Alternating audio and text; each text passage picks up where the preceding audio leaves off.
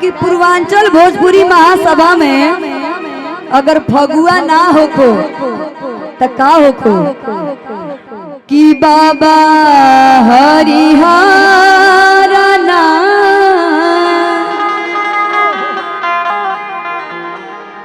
सोनपुर में होल खेले।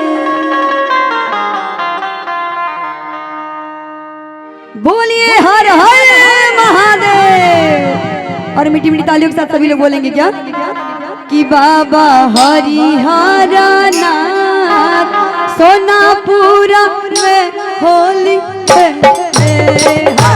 बाबा हरिहर नाथ सोनापुर में होली खेले। बाबा हरिहर नाथ सोनापुरा में होल खेले।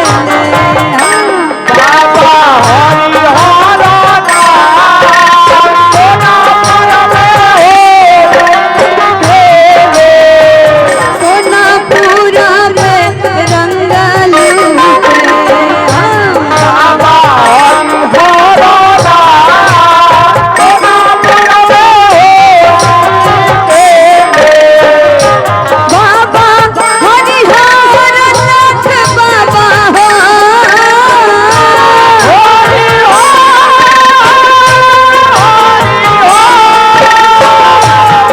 हमारे भैया की तरफ से बहुत बहुत पुरस्कार है। बाबा हरिहर नाथ बाबा हरिहर नाथ डबल में कि सोनापुरा में रंगलू बाबा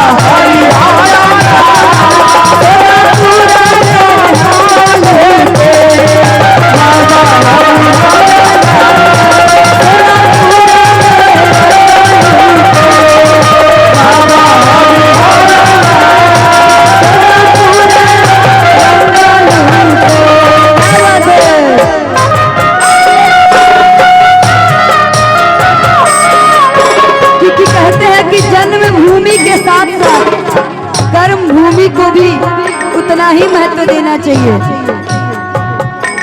बाबा दूधेश्वर जी माँ